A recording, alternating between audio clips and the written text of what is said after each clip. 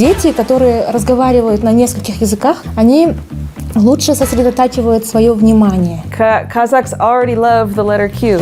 Гарри Поттер, Game of Thrones. You can't keep languages separate. Too old to learn language. Your accent is part of your identity.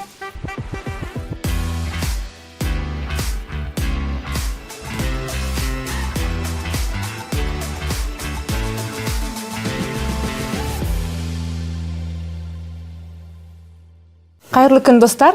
Бүгін сіздерді мен өте қызықты тақырыпты талқылауға шақырам. Ол үшін Назарбаев университеті жоғарғы білім беру мектебінің қауымдастырылған профессоры доктор Бриджит Гудман алдарыңызда.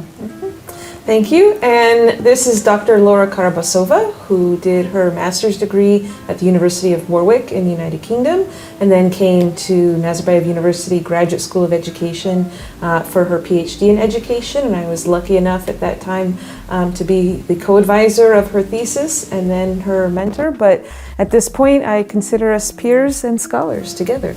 Thank you. Как вы думаете, Лора, как эксперт многоязычное образование, какие преимущества и недостатки являются трехязычного образования в Казахстане сейчас?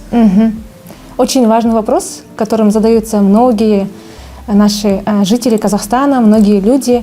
На самом деле трехязычное образование уже давно стало распространенной практикой в мире, да?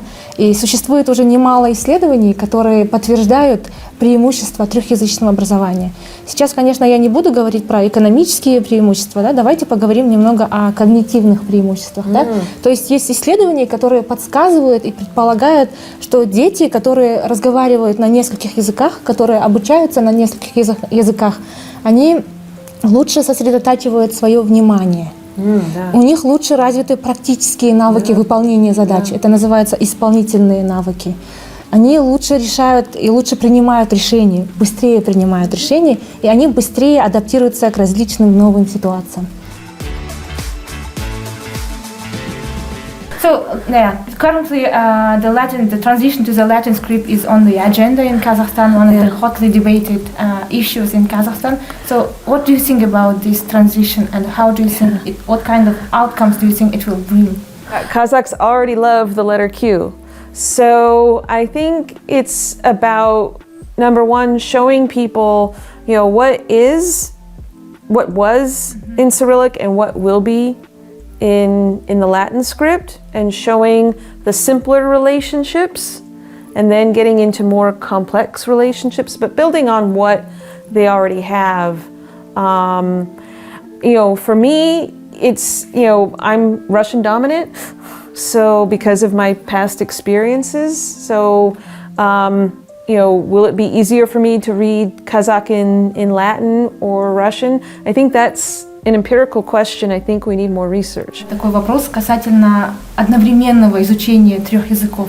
Очень много мифов в нашем обществе, очень много недопониманий, когда родители думают, что одновременное изучение трех языков — это смешивание, это может вызвать кашу в голове у детей. И можете как-то прояснить этот момент? So for me, it's not about our students going to get confused and mix up the languages. It's how can we stop this ideology, this belief that languages always have to be pure and separate. How can we use the integration of languages and see that integration of languages as a resource? And there are ways in teaching to make that happen. And there are ways in society in communicating. И вот этот интервью, это очень хороший пример. And do you think there are some advantages for health in terms of knowing 2 or 3 languages? The one that I have heard is that people who are bilingual, if they're going to develop Alzheimer's, dementia, they develop on average 5 years later than people who are monolingual. I mean, they've done statistical analyses and compared the differences among the different groups. So there must be some kind of cognitive benefit. Because you're challenging and stretching your brain, right? It's like doing crossword puzzles. You're thinking in multiple languages. You're just aware of multiplicity in the world. Any advice for couples raising children in terms of developing language competencies in terms of promoting bilingualism or trilingualism? One of the most common approaches is called one parent, one language. So for example, my friends where one parent speaks Kazakh, the other parent speaks Spanish, or one parent speaks Chinese or Mandarin, the other parent speaks Hungarian. So the child gets used to interacting with at least one parent in one language and develops proficiency in both languages as a result. Okay, too old to learn language. Do you think it's true or false? I think it's false. I'm sure it's harder to learn a language as you're older, mostly because there's lower motivation and it's harder to remember new information.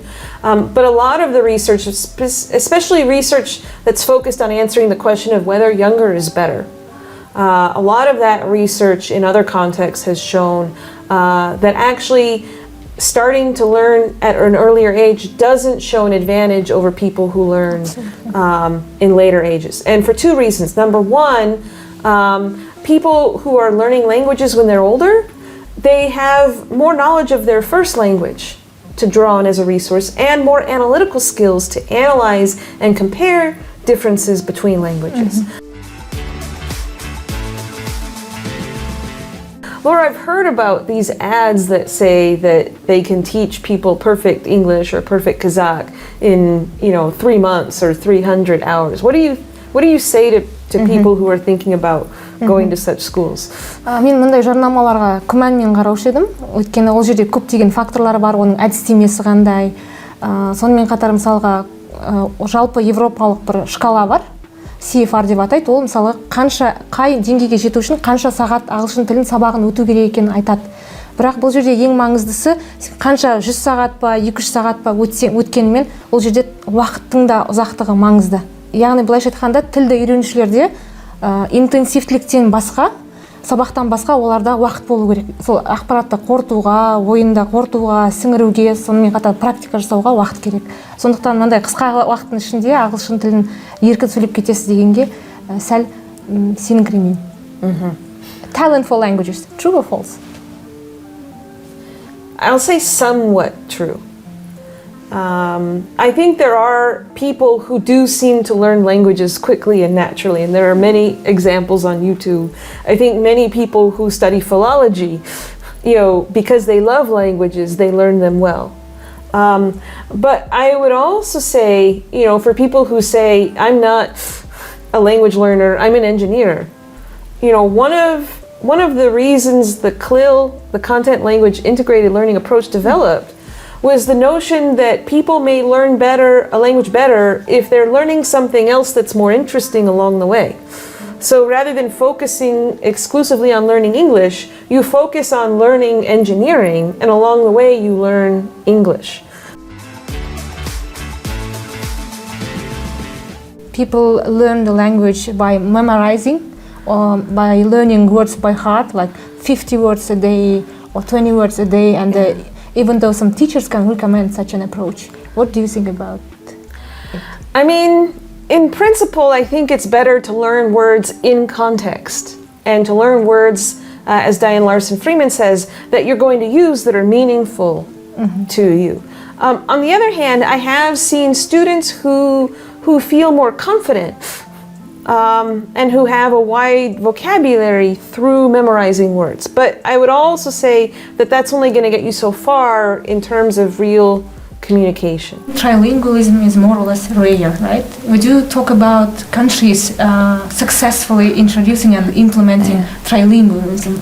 Well, I think it's just less talked about than bilingualism. And there are many countries that are implementing trilingual education with varying levels of success. For my students, I think some of the most comparable cases are the Basque Country, where you have the Basque language, Spanish and English. You have India, where different regions have what they call the vernacular or local language, Hindi as the national language, and English, which is also a national and post-colonial language. You have the interesting case of Hong Kong, which identifies as trilingual and biliterate. Because the three languages which are distinct are Cantonese, Mandarin, and English, but Cantonese and Mandarin are written with the same characters but pronounced differently. And again, in all of those contexts, there are challenges and varying degrees of success in implementing trilingual education. But similar to Kazakhstan, these countries see a particular need and reason to support each of those three languages.